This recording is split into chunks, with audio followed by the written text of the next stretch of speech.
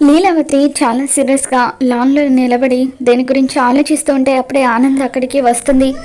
అప్పుడు ఆనంద లీలావతితో, అక్క, శరణ్యాన్ని ప్లేట్లో భోజనం వడ్డించక ముందు వరకు నువ్వు బాగానే ఉన్నావు.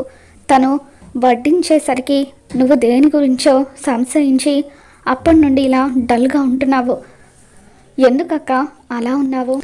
ఏం జరిగిందని ఆనంద అడుగుతుంటే అప్పుడు లీలావతి, మొన్న దర్శన్కి ఫుడ్ పాయిజన్ అయిందని డాక్టర్ చెప్పారు కదా, అది అనుకోకుండా జరిగిన ఫుడ్ పాయిజన్ కాదు, దర్శన్ తినే భోజనంలో శరణ్యనే మందు కలిపింది అని చెప్పి లీలావతి ఆనందకు చెప్పడంతో, నువ్వు చెప్పేది నిజమా అక్క అంటూ ఇకలా ఆవేశంగా ఆనంద గుమ్మం దగ్గరికి వచ్చి నిలబడి శరణ్య అంటూ గట్టిగా అరుస్తుంది.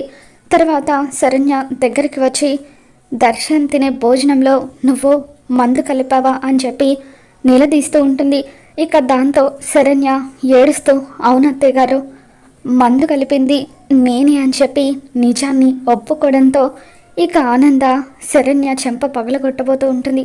మరి రాబోతున్న ఎపిసోడ్ ఏం జరగబోతుందో మళ్ళీ మన ఛానల్లో తెలుసుకుందాం. ఈ వీడియో మీకు నచ్చినట్లయితే తప్పకుండా లైక్ చేయండి.